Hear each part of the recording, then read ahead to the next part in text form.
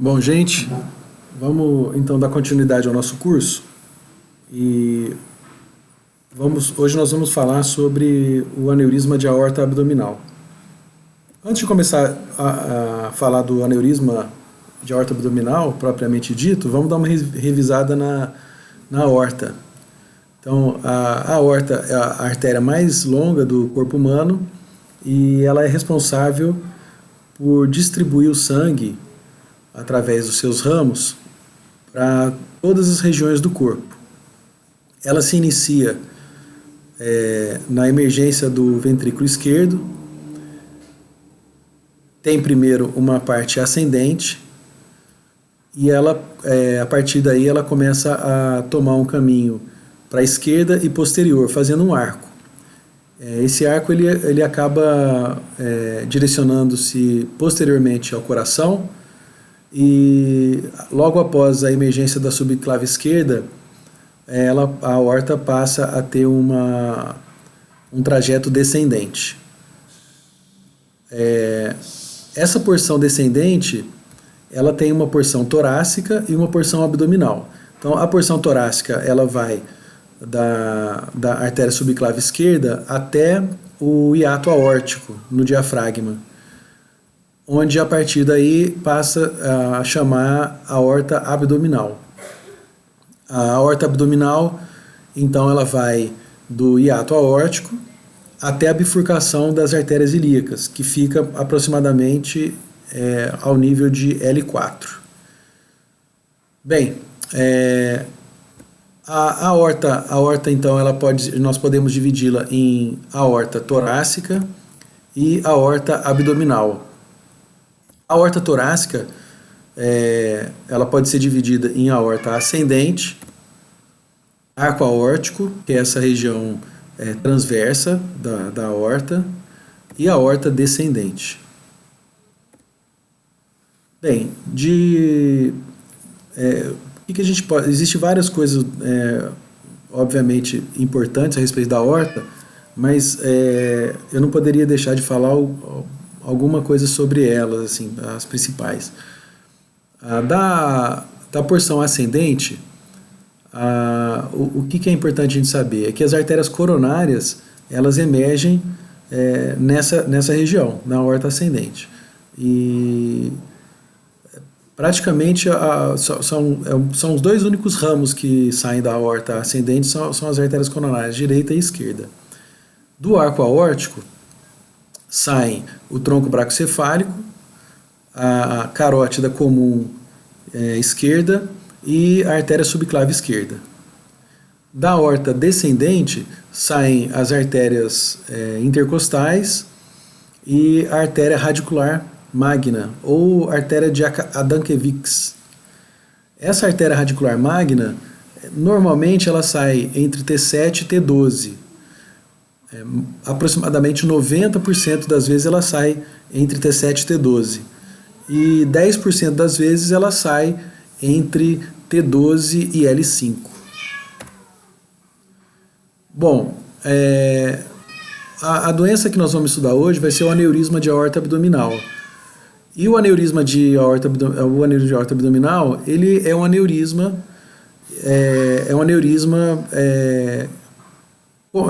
um aneurisma comum. E nós encontramos aneurismas em qualquer segmento aórtico. O nome do aneurisma vai depender da artéria em que ele está acometendo. Então, aneurisma de aorta é na aorta, aneurisma de carótida é na carótida, aneurisma de tronco celíaco é no tronco celíaco e assim por diante. A definição de aneurisma é a mesma para todos os aneurismas. Então, o que é um aneurisma? Um aneurisma é a dilatação segmentar e permanente com diâmetro de pelo menos 50% maior do que o diâmetro esperado para aquela determinada artéria. Então, usando o exemplo da aorta abdominal. A aorta abdominal, ela mede, em média, 2 centímetros, né, no indivíduo de compleição física mediana. Então, sabendo-se que o diâmetro de uma artéria aorta abdominal é de 2 centímetros, a gente vai chamar de aneurisma uma dilatação que tenha de 3 centímetros para cima. porque a dilatação entre 2 e 3 centímetros na aorta abdominal, como tem menos de 50% a mais do que o diâmetro esperado, ela não pode ser chamada de aneurisma e é chamada então de ectasia. Tá? Então, consequentemente, a ectasia é uma dilatação menor do que 50% do diâmetro esperado para aquela artéria. E quando aquela artéria toda está dilatada, não é só um segmento, mas todo o trajeto da artéria tem uma dilatação difusa, com mais de 50% acima do diâmetro esperado para aquela artéria, a gente denomina essa alteração de arteriomegalia. Então, nessa primeira figura, nós temos um exemplo de uma arteriomegalia, onde tem uma dilatação maior do que 50% do diâmetro esperado da aorta, porém na aorta toda, não é só num segmento. Então, isso aí é uma arteriomegalia. Na segunda figura, nós temos um aneurisma de aorta abdominal, e os dois são aneurismas, porém, a primeira figura é um aneurisma de aorta abdominal fusiforme e a segunda é um aneurisma de aorta abdominal sacular. Podemos chamar os aneurismas de falsos ou verdadeiros. Os falsos são chamados também de pseudoaneurisma. E os pseudoaneurismas, eles são aneurismas que são formados por pelo menos uma das paredes, elas não é formada pela parede arterial, e sim por estruturas adjacentes, ou pelo hematoma, que é formado pela ruptura daquela artéria. Já o aneurisma verdadeiro é uma dilatação da artéria, onde todas as paredes dessa dilatação são compostas pela parede da artéria. Então aqui a gente tem um exemplo de um pseudoaneurisma, um exemplo de uma ruptura nesse ponto da artéria, onde extravasou por todas as camadas e o hematoma ficou contido num tecido circunjacente à artéria. Já no aneurisma nós temos uma dilatação, onde essa dilatação ela está dentro de todas as paredes não existe nenhuma área, nenhuma parede que não seja a parede do vaso, tanto no aneurisma fusiforme quanto no aneurisma sacular. Essa imagem aqui é um exemplo de um pseudoaneurisma, provavelmente uma abordagem na artéria femoral, onde houve um extravasamento da artéria femoral, fez-se um grande hematoma, um volumoso hematoma. Esse hematoma, quando ele é pulsátil, quando existe fluxo dentro dele, ele é chamado então de pseudoaneurisma. Nós podemos classificar o aneurisma quanto à sua forma. Ele pode ser fusiforme ou sacular. Então, nós temos um exemplo aqui de um aneurisma fusiforme, onde ele tem o saco aneurismático, ele é simétrico, e nós temos o aneurisma sacular, onde o saco aneurismático, onde o aneurisma é assimétrico. O aneurisma sacular, geralmente ele tem uma parte mais estreita que comunica com a artéria normal, que é chamada de colo aneurismático. O aneurisma fusiforme já não possui o colo, da maneira que o aneurisma sacular possui, né? Bom, o aneurisma ele pode ser chamado de dissecante quando ele é proveniente de uma dissecção aórtica.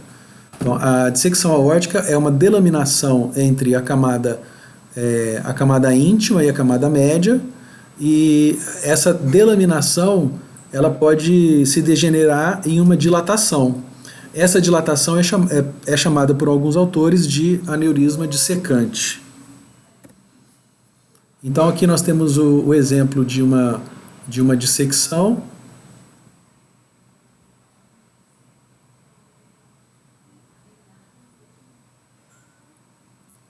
Na segunda figura, aqui uma dissecção, né? Começa o processo de delaminação da íntima e uma parte da média.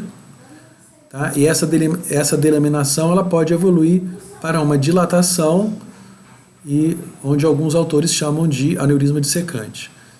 Nessa terceira figura é um aneurisma fusiforme. Quando eu falei de colo, o aneurisma fusiforme ele possui um colo também, mas não é um colo como o do aneurisma sacular. O colo do aneurisma dissecante é essa região proximal ao aneurisma. Essa é a posição, é a região onde a artéria está normal. Né?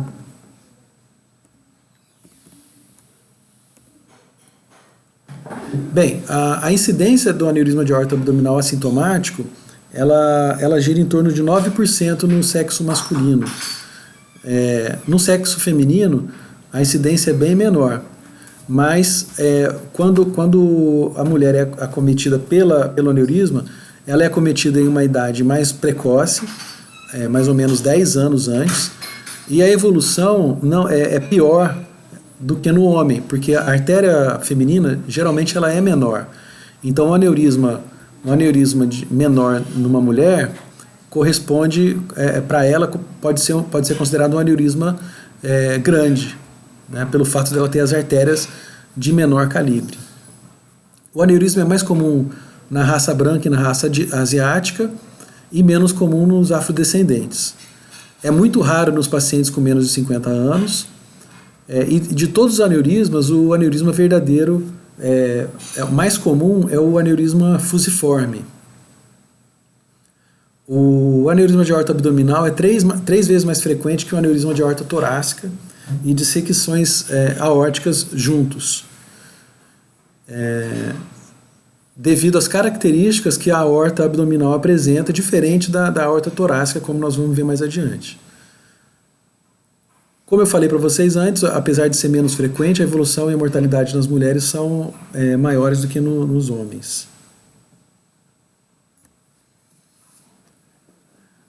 Bom, antigamente atribuía-se a aterosclerose como o único fator para o aparecimento dos aneurismas de aorta, os aneurismas de maneira geral.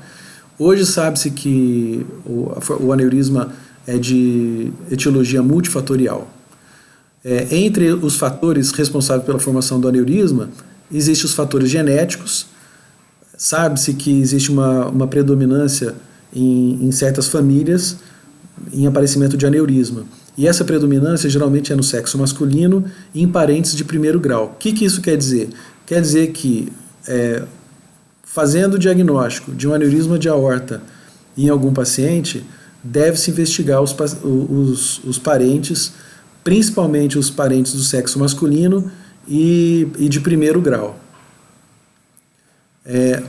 Outro fator atribuído ao aparecimento do aneurisma é a degradação proteolítica de fibras elásticas e de colágeno. Nesses pacientes que têm aneurisma, existe um aumento na concentração de elastase e metaloproteinases, fazendo-se pensar que essas substâncias atuem na elastina e no colágeno da parede arterial, causando enfraquecimento e causando a dilatação dessas artérias. A inflamação também contribui com o aparecimento e a progressão da dilatação do aneurisma de aorta abdominal, assim como fatores ambientais como o tabagismo, a hipertensão arterial, né, como fatores hemodinâmicos também. Outro fator importante é a estrutura que a aorta abdominal tem, diferente da artéria aorta torácica. Sabe-se que a aorta torácica tem um número muito maior de camadas elásticas do que a aorta abdominal. Então, a aorta abdominal, além de ter um calibre menor, ela é mais rígida do que a aorta abdominal, do que a aorta torácica, digo. E isso faz com que ela sofra uma força de cisalhamento, que é o impacto do fluxo sanguíneo sobre a parede interna, o endotélio, né, da aorta, muito maior do que na aorta torácica, danificando, né, consequentemente, a parede arterial. Bom, isso aqui é o fator familiar, eu já falei para vocês. Apesar de saberes que tem fatores genéticos, né, ainda não sabe se o gene responsável, né, por essa alteração. Mas sabe-se que tem essa prevalência aí em parentes de primeiro grau. Degradação proteolítica eu também falei para vocês, né, que são as metaloproteinases e elastases. As metaloproteinases principais que estão presentes nos pacientes com aneurisma de aorta são as metaloproteinases 9 e a 3. E geralmente o inibidor das metaloproteinases, que é o inibidor tecidual das metaloproteinases, está diminuído nesses pacientes. A inflamação, né, esse material, o saco aneurismático, quando é ressecado e mandado para exame histopatológico, percebe-se a presença de infiltrado, né, de células brancas, e macrófagos e linfócitos na parede arterial, mostrando que existe sim um fator inflamatório no local. Alguns tipos de micro-organismos, como a clamídia, elas são identificadas e é atribuída à clamídia talvez o aparecimento do aneurisma ou a progressão do crescimento do aneurisma, e fazendo com que a clamídia seja um fator importante também na perpetuação do processo inflamatório ali no local. A localização preferencial do aneurisma de aorta é na aorta abdominal, como eu falei para vocês. A aorta abdominal ela tem um número menor de camadas elásticas, se comparada à aorta torácica. Ela gera outro fator importante que faz com que a aorta abdominal tenha um aumento maior dessa prevalência do aneurisma, é que a aorta abdominal humana, ela quase não tem vasa vasória, então ela já não tem uma circulação muito adequada. Ela é nutrida praticamente, quase que exclusivamente, pela sua luz, né, por imbebição. Ela tem muito pouco vaso vasórum. E quando tem um processo inflamatório ou quando tem aterosclerose que acaba revestindo a luz da parede, a parede da aorta ela fica num processo de isquemia crônica. Então ela acaba sofrendo e enfraquecendo, ficando mais propícia à degradação proteica, né? E consequentemente a dilatação. Além disso, como a gente pode perceber naquelas figuras anteriores, a aorta abdominal ela tem muito mais ramos do que a aorta torácica. Isso faz com que no local onde tem esses ramos tenha um grande turbilhonamento sanguíneo, aumentando a força de cisalhamento nesse local, fazendo com que a artéria, o dano no endotélio seja muito mais intenso do que na aorta torácica, que só tem as artérias intercostais.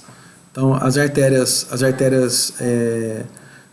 mesentérico superior, o tronco celíaco, a mesentérico superior, mesentérico inferior, artérias renais, artérias lombares, artérias gonadais, artéria sacral média, todas essas artérias que saem da aorta fazem com que tenha um maior turbilhonamento sanguíneo e mais trauma do sangue sobre a parede da aorta.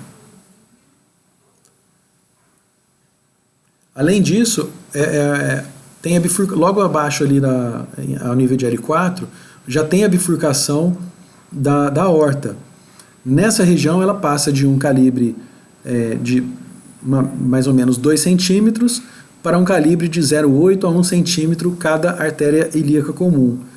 Quando tem bifurcação em qualquer artéria, também existe um aumento da força de cisalhamento naquele local e aumento da resistência vascular periférica. Então, fazendo com que aumente ainda mais a força de cisalhamento, ou seja, o impacto do sangue sobre a parede arterial naquela região. Os fatores de risco do aneurisma de aorta abdominal são fumo, hipertensão arterial, DPOC, assimetria do saco aneurismático. Lembra que eu falei para vocês que o aneurisma sacular, pelo fato dele ser assimétrico, ele pode romper com mais facilidade, porque as forças, a pressão dentro do saco aneurismático, se ele for assimétrico, ela é distribuída de forma heterogênea. Num saco aneurismático fusiforme, que é simétrico, as forças pressóricas dentro do saco aneurismático são distribuídas de maneira mais igualitária. Então não fica nenhuma região sobrecarregada de pressão, diminuindo nos aneurismos fusiformes, que tem o saco simétrico, uma menor chance de ruptura em relação aos assimétricos. Tem uma ocorrência grande, parente de primeiro grau, sexo masculino é maior do que sexo feminino, porém, os aneurismas do sexo feminino de 4,5 a 5 centímetros, eles são fator de risco, pelo fato das artérias no sexo feminino serem menos calibrosas, calibrosas do que no sexo masculino, como eu falei para vocês. Então, um aneurisma de 4,5 a 5 centímetros numa mulher é considerado um aneurisma grande. Tá? A raça branca e a raça asiática também são fatores de risco, lembrando que nos afrodescendentes a incidência é menor. Pacientes amputados, quando tem aneurisma também é um fator de risco, porque o amputado tem um aumento na resistência vascular periférica, né? Idade avançada também, porque quanto maior a idade, maior o diâmetro do aneurisma. E o diabetes, não se sabe dizer porquê, mas é um fator de risco negativo para a ruptura do aneurisma. Lembrando que nós estamos falando aqui de fator de risco de ruptura do aneurisma. Então, a principal complicação do aneurisma é a ruptura. Dificilmente o aneurisma sofre trombose. Então, nos diabéticos, não se sabe exatamente porquê, mas os diabéticos têm um risco menor de ruptura do que os pacientes não diabéticos. O aneurisma de aorta abdominal, geralmente, ele é uma doença silenciosa. Hoje, como nós temos um grande arsenal de investigação diagnóstica, exames complementares, os mais variados, muitas vezes nós surpreendemos os aneurismas antes deles desenvolverem sintomas. Na verdade, os aneurismas eles só causam sintomas quando eles são grandes. Quando eles são pequenos, eles são assintomáticos, na grande maioria das vezes. Geralmente não se consegue palpar pequenos aneurismas, né? E, enfim, o quadro clínico, é difícil nós pegarmos um quadro clínico clássico de aneurisma, uma vez que geralmente os aneurismas são detectados antes deles causarem sintomas. Porém, algumas vezes, e é descrito na literatura, o quadro clássico do aneurisma, os aneurismas grandes, né, causam dor abdominal e massa abdominal pulsátil. Nos pacientes obesos, ou o paciente tem uma musculatura abdominal muito grande, é difícil da gente palpar o aneurisma. Geralmente palpamos o aneurisma em pacientes mais magros. Como eu falei para vocês, o diagnóstico na maioria das vezes é feito através de exames complementares e acabam diagnosticando acidentalmente um aneurisma de aorta abdominal e assim são encaminhados para o cirurgião vascular. Quando conseguimos palpar o aneurisma, a gente palpa o aneurisma na região mesogástrica, conseguimos identificar uma massa palpável nessa região, uma massa, sendo essa massa pulsátil.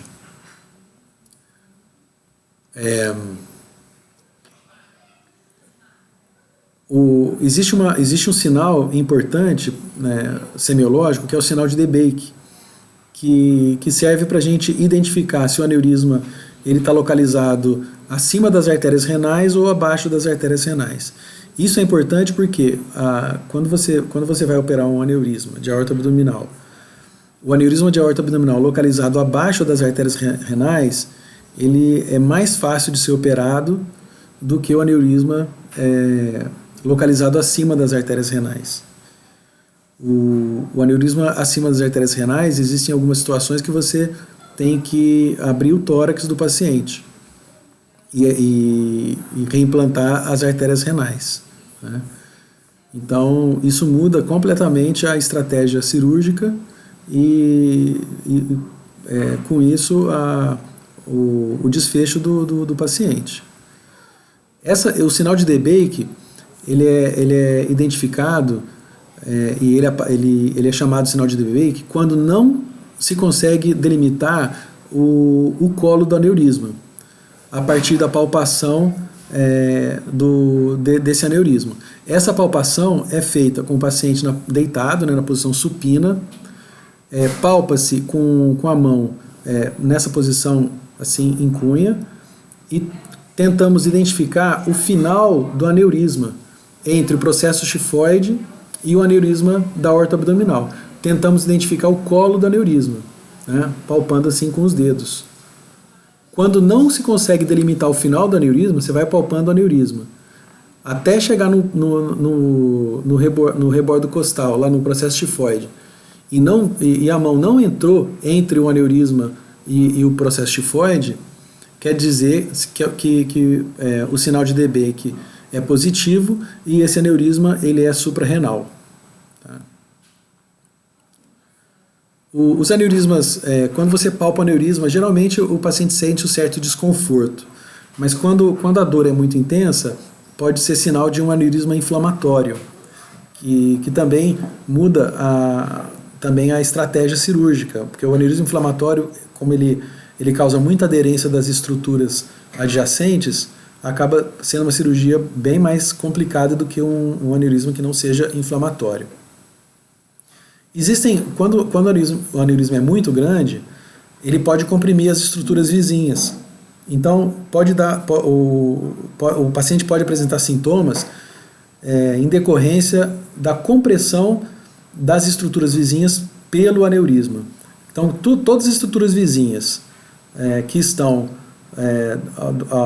do lado lá do aneurisma, como o duodeno, os ureteres, a veia cava, a coluna vertebral, então todas as estruturas que estão ao lado, ao redor do aneurisma, podem ser comprimidas por esses aneurismas grandes e podem dar sintomas de acordo com a estrutura que estiver sendo comprimida. Então, por exemplo, o aneurisma que estiver comprimindo muito a coluna lombar, o paciente vai ter dor na região lombar.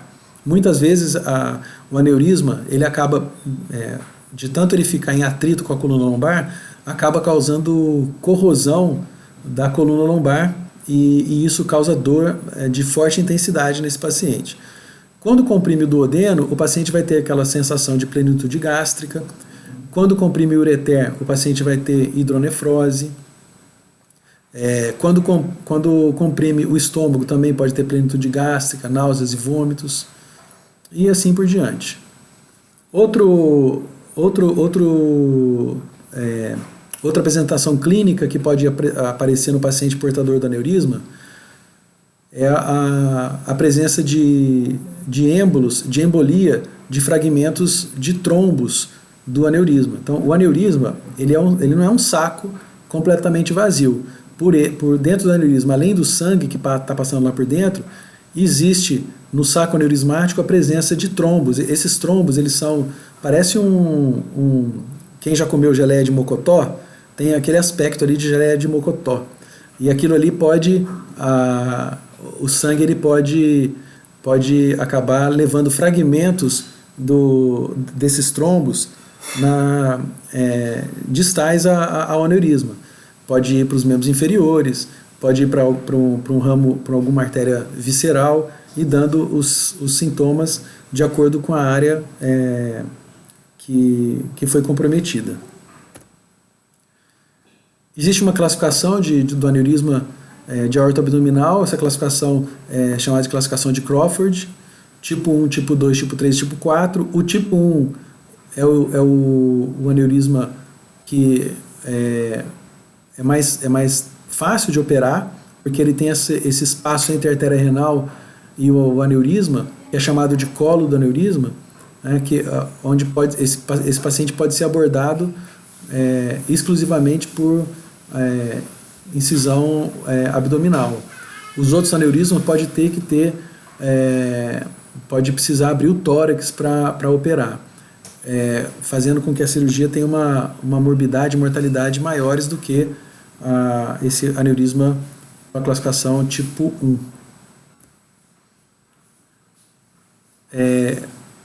Não se vê com frequência um aneurisma dessa maneira, só em pacientes muito magros, com aneurismas muito grandes. Então aqui está um exemplo aqui de um perfil, um paciente com aneurisma grande aqui da aorta abdominal, né? Nessa figura, o profissional de saúde está tentando delimitar o diâmetro com aneurisma. Não é fidedigno, porque você não está palpando só a aorta, você está palpando também alça intestinal, aumento. Então a palpação sempre superestima o tamanho do aneurisma, tá? Aqui nós temos uma imagem de uma embolização de fragmentos de trombo do aneurisma para os artérios, causando a síndrome do dedo azul. Isso aqui é embolia de colesterol, de trombo, né? E aqui o exemplo de um grande aneurisma que causou erosão no corpo vertebral. Esse paciente aqui está com a corpo vertebral todo comprometido devido à compressão do aneurisma. Nos pacientes do sexo masculino é recomendado pelo menos um ultrassom quando eles atingem a idade superior a 65 anos, como método de prevenção. Uma vez que o aneurisma de aorta abdominal, se tratado eletivamente, tem uma mortalidade baixa e o paciente volta às suas atividades normais. A principal complicação do aneurisma, como eu falei anteriormente, é a ruptura. Então, geralmente é a ruptura que preocupa não só o paciente, mas o médico também, né? E depois de diagnosticado, quando você diagnostica um aneurisma, lembra que o aneurisma, a partir de 50% além do diâmetro esperado, já é aneurisma. Existem, então, aneurismas pequenos, médios e grandes. Então, se você diagnosticou um aneurisma pequeno no paciente, mesmo que não tenha indicação cirúrgica naquele momento, você tem que monitorar esse paciente. E o aneurisma, ele sempre cresce. É normal o crescimento dele, existe um crescimento esperado. Esse crescimento, nos aneurismas com menos de 5 centímetros, o esperado é ele crescer 1 milímetro por ano.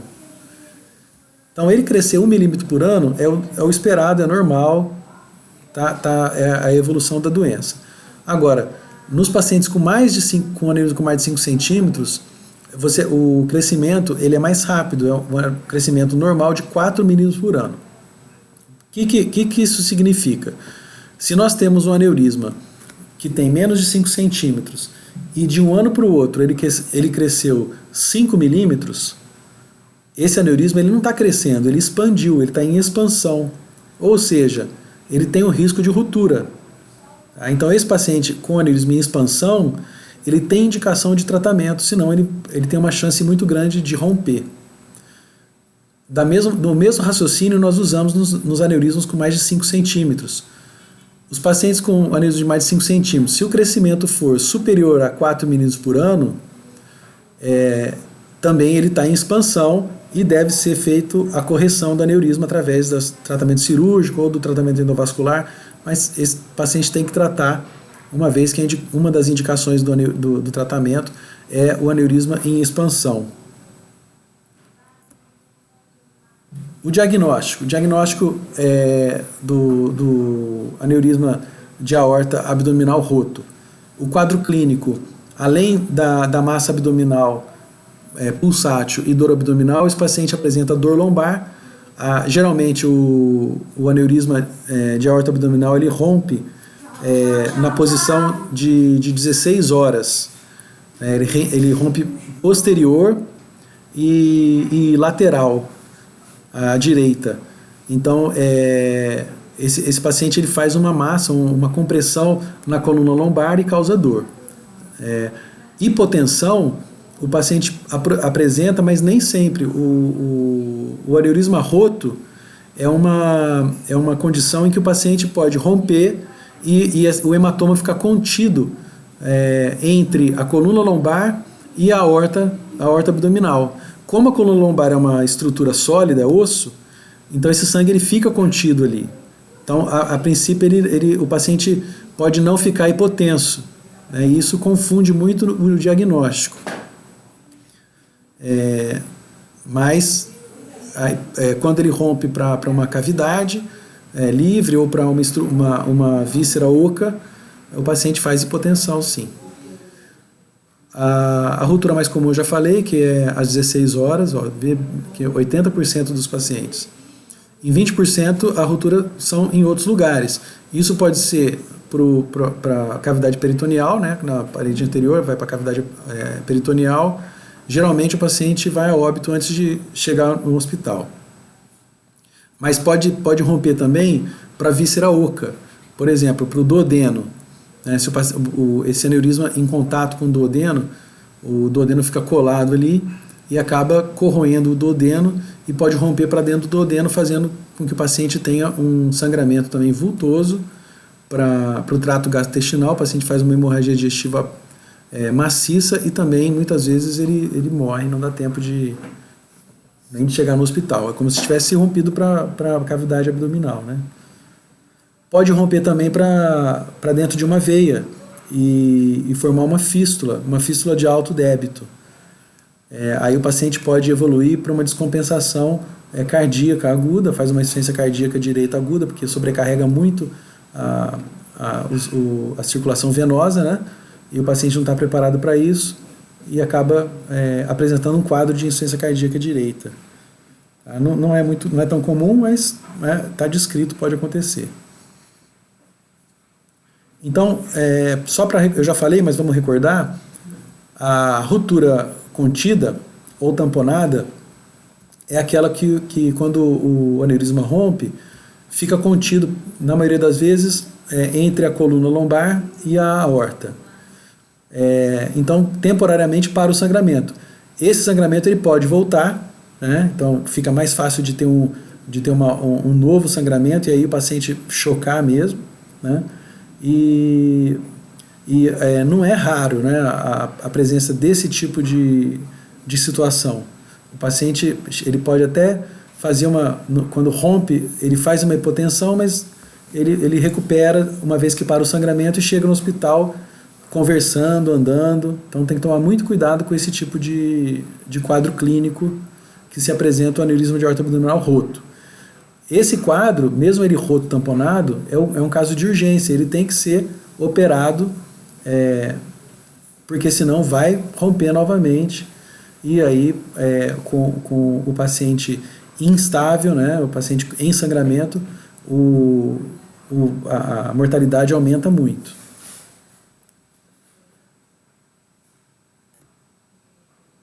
O diagnóstico, quando não é feito pelo exame físico, geralmente é feito por exames de imagem. Então, existem alguns exames de imagem que não são feitos especificamente para o aneurisma. Então, por exemplo, o raio-x. O raio-x, ninguém vai pedir raio-x para tentar surpreender um aneurisma.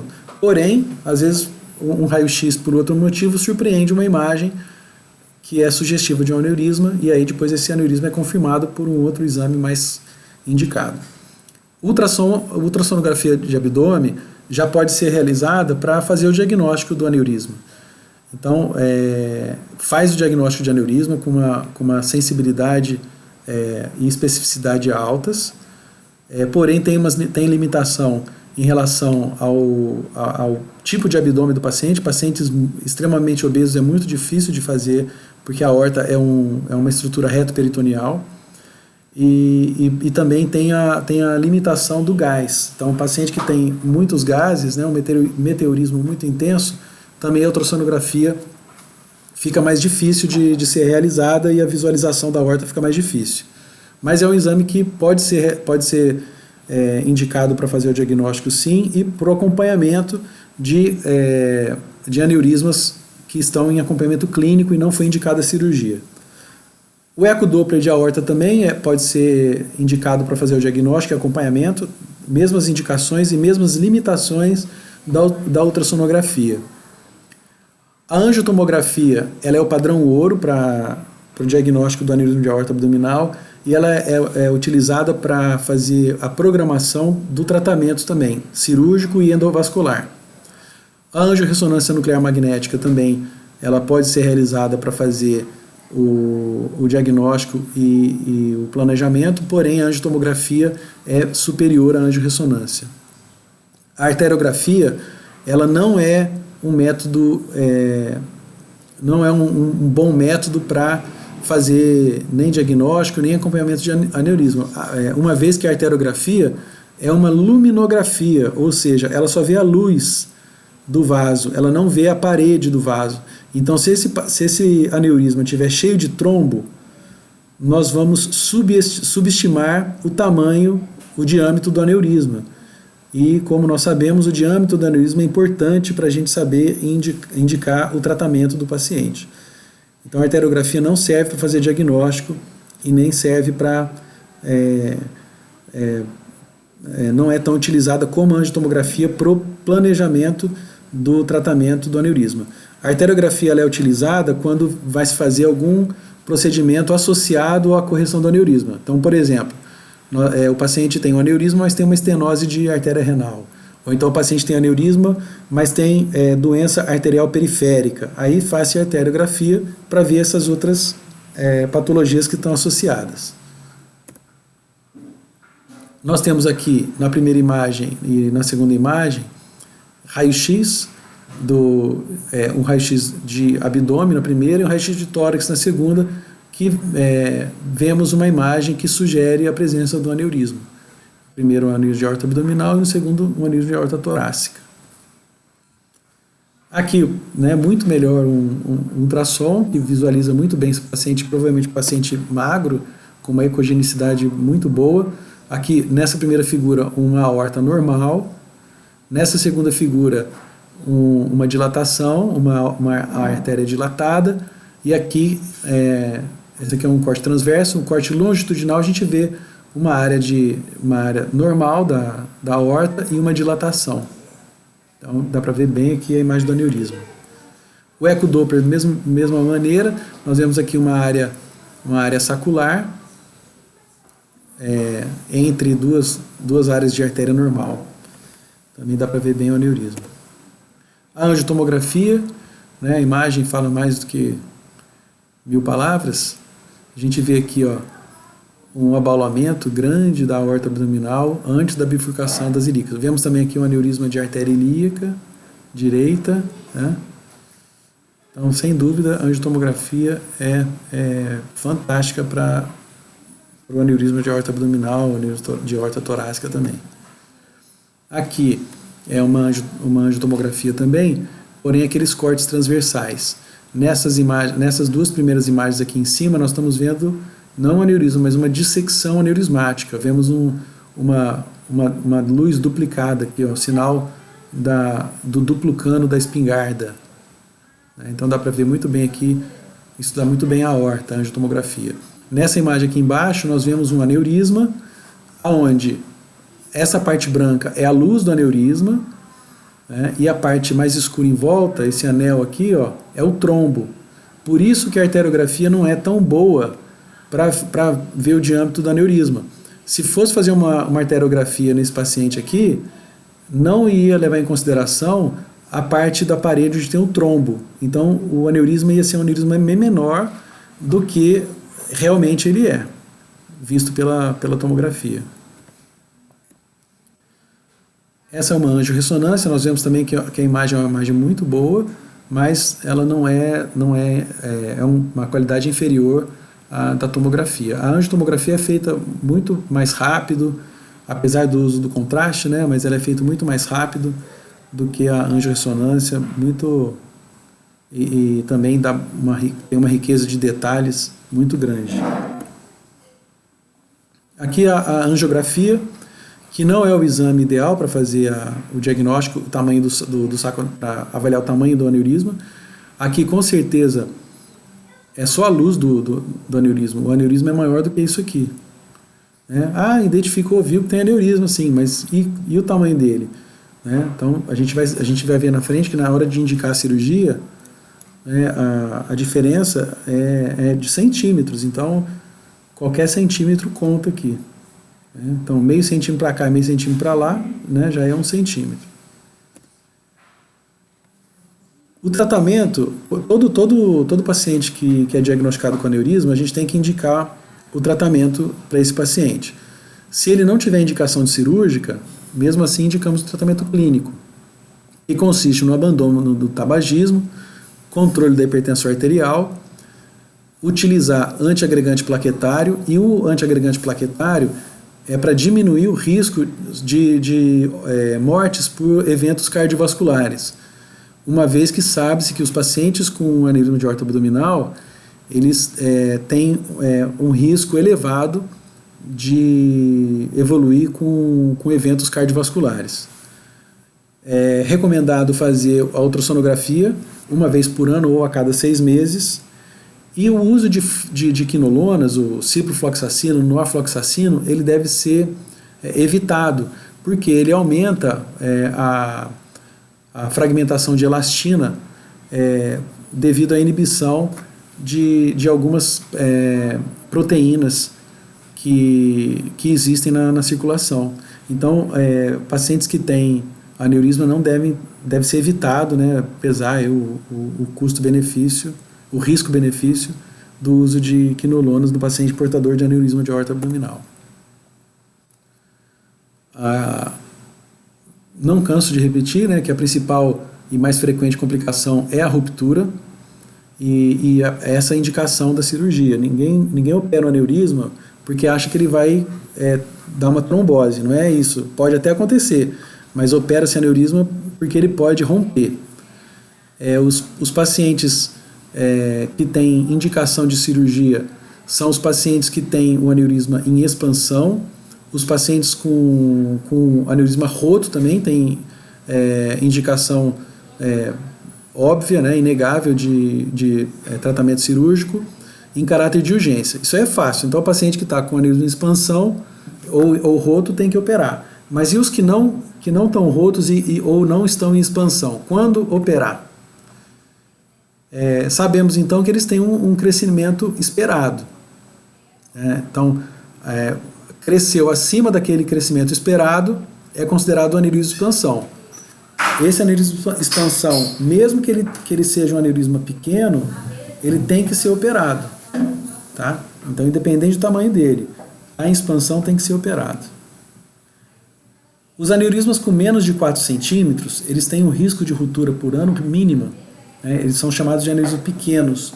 Então, esses aneurismas com menos de 4 centímetros não devem ser operados, tá? Uma vez que a cirurgia vai ser muito mais perigosa, vai dar o risco de mortalidade na cirurgia é muito maior do que o risco de deixar ele sem fazer nada. Os aneurismas com diâmetro entre 4 e 4,9 têm o risco de ruptura baixa. Também deve ser evitada a cirurgia nesses pacientes. Geralmente, a indicação cirúrgica é a partir dos 5 centímetros. Então, pacientes com aneurismas de 5 a 5,5 centímetros, onde o risco de ruptura já é moderado, né, já devem ser operados. Os pacientes com entre 5,5 e 6,9, risco de ruptura elevado por ano, são considerados aneurismas grandes, então devem ser operados também. E os aneurismas com mais de 7 centímetros, que cada vez mais difícil de ter aneurismas com esses diâmetros, pelo aumento do número de exames complementares que são realizados e o diagnóstico também, o risco de ruptura é muito elevado, então também deve ser operado. Resumindo, tratamento de cirurgia de aneurisma acima de 5 centímetros. Abaixo de 5 centímetros, tratamento clínico, só com aquelas medidas que eu falei para vocês nos slides anteriores. Os aneurismas não rotos, ou aneurisma roto contido, quando são operados, a mortalidade ela varia de 1 a 9%. A paraplegia, devido ao fato da artéria radicular magna, 10% das vezes ela sai, né, entre T12 e L5, então existe um risco de paraplegia nesses pacientes. Tá? Ainda bem que, na maioria das vezes, a emergência dela ela é na aorta torácica. Pode acontecer também isquemia de colo em 1% dos pacientes, sendo necessária a ressecção do segmento que tá ocluído.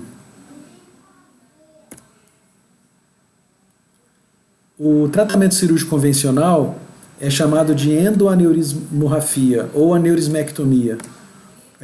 Ele consiste na dissecção do aneurisma através de uma incisão abdominal, transperitoneal. Você abre o peritônio e você disseca a aorta e as artérias ilíacas.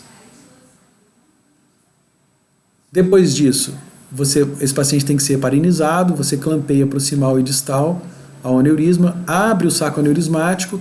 Abrindo o saco aneurismático, você vai ter essa superfície aqui, ó, essa superfície que é o saco aneurismático aberto. E por dentro do saco aneurismático você faz uma anastomose proximal e anastomose distal com as ilíacas. A anastomose proximal no colo da aorta e a anastomose distal está aqui nas artérias ilíacas, utilizando-se uma prótese de Dacron. Ela é uma prótese bifurcada, tá? E é um material que ele é super durável. O paciente vive isso aí, pode viver até o final da vida com ele, sem problemas. Obviamente tem que acompanhar esse paciente pelo risco de dilatar a região proximal ou distal dessa cirurgia. Tá? Mas fazendo essa cirurgia, o paciente está tratado. Então aqui é o exemplo da cirurgia, novamente, um esquema mais didático, né? Abre o saco aneurismático e faz uma interposição de uma prótese bifurcada. Esse tipo de tratamento aqui é o tratamento endovascular do aneurisma. É feito o implante de uma endoprótese da aorta. Primeiro introduz uma endoprótese através de um ramo, de uma artéria ilíaca, e depois coloca a extensão, o ramo contralateral.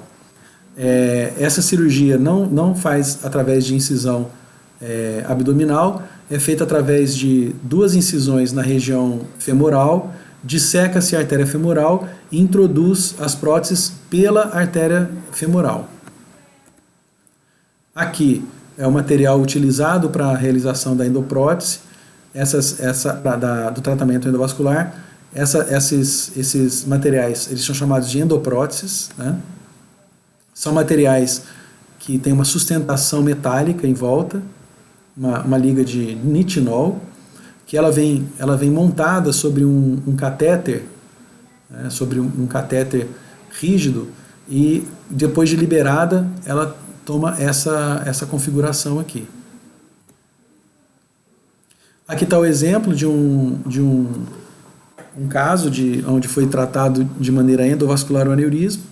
O paciente tinha um aneurisma, um colo longo, muito torto. É difícil às vezes de passar aqui o catéter, né, o introdutor, por essa tortuosidade, mas hoje em dia os materiais estão cada vez mais flexíveis. Existem algumas técnicas também que ajudam você a aumentar esse ângulo, né, e aí conseguir tratar e ter a correção aqui do aneurisma. Vou passar esse filme aqui rapidamente, só para vocês terem uma ideia de como que é o tratamento endovascular.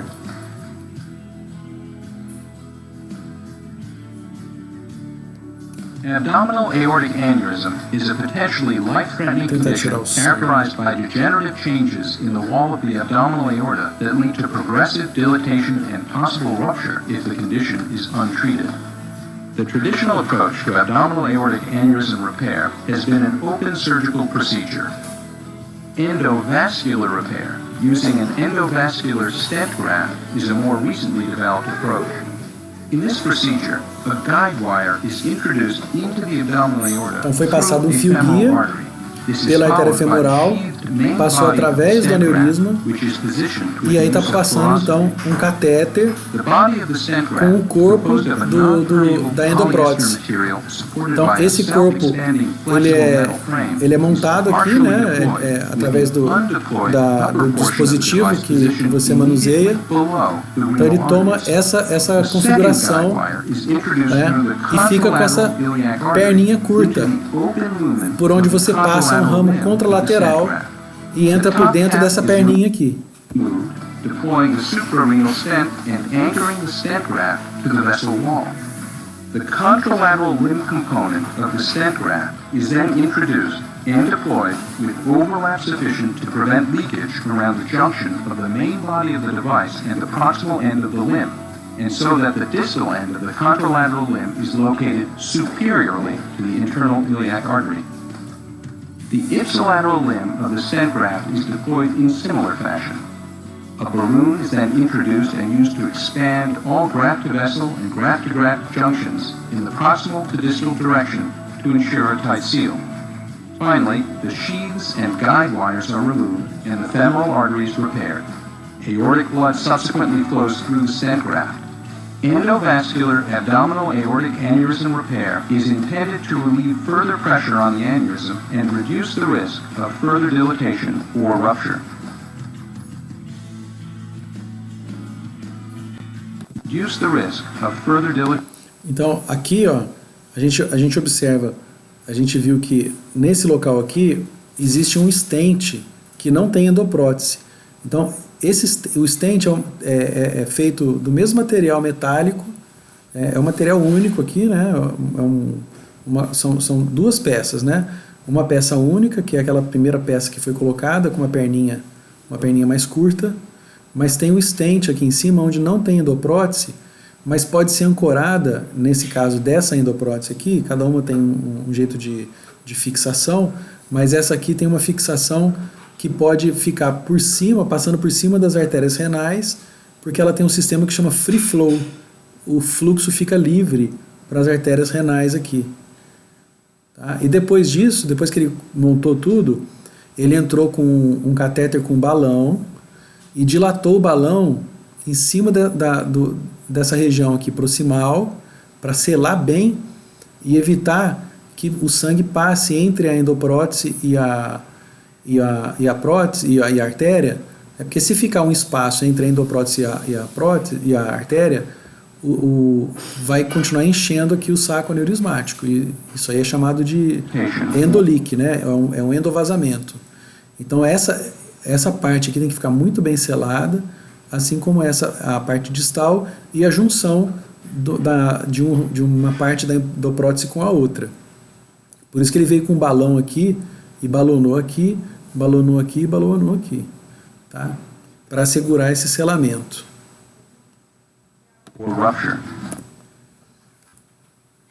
Bom, resultado da cirurgia, a endoaneurismorrafia, a mortalidade é de 3 a 5%, é uma cirurgia de grande porte, o paciente fica internado em terapia intensiva no pós-operatório, então assim, é uma cirurgia grande, mas mesmo assim uma mortalidade baixa. É uma das técnicas mais bem sucedidas da cirurgia vascular moderna. Os pacientes que operam de aneurisma, eles voltam a ter as suas atividades normais. Eles têm uma sobrevida menor do que a população normal, porque geralmente os pacientes que têm aneurisma têm outras comorbidades também. Então a sobrevida deles é menor por causa disso. Tem uma durabilidade muito boa, né? O paciente volta, se jogava tênis antes, volta a jogar tênis depois, tranquilo. A cirurgia endovascular, a mortalidade, nos primeiros 30 dias que você faz o procedimento, ela é 3 vezes menor do que da cirurgia aberta. Tá? Então, assim, quem tem um aneurisma, né, tá pensando naquele momento ali. Então, a cirurgia endovascular, ela torna-se muito atrativa, porque o paciente, ele realmente ele sai bem da cirurgia, né? os dispositivos estão cada vez melhores, então os cirurgiões também estão melhores, estão mais habituados a fazer esse procedimento, então a mortalidade é bem mais baixa do que da cirurgia aberta. Mas depois de 1 a 2 anos, a mortalidade ela fica muito parecida uma com a outra. E até a cirurgia endovascular acaba superando a mortalidade da cirurgia aberta. Ou seja, tem que botar na balança, tem que pesar bem sobre isso, conversar muito com o paciente, o médico tem que também ter muito conhecimento e saber que vai ter que intervir no futuro. É muito difícil o paciente fazer um tratamento endovascular e não ter que intervir mais para frente. Então, tem um custo mais elevado, tem um maior número de intervenções, o acompanhamento tem que ser no mínimo 1 vez por ano, pelo resto da vida, né? E às vezes não dá para fazer só ultrassom, nem ecodoppler. O acompanhamento muitas vezes tem que ser feito através de tomografia, tá? Então imagina, todo ano o paciente fazer uma tomografia, né? Os resultados pré-operatórios são melhores do que o da endoaneurysmografia. Lembra os primeiros 30 dias ali, né? É considerado pré-operatório, né? Mas porém, depois de 1 a 2 anos, a mortalidade começa a ficar maior. Bom, então com isso a gente termina essa aula e a gente se vê na próxima então. Um grande abraço a todos aí.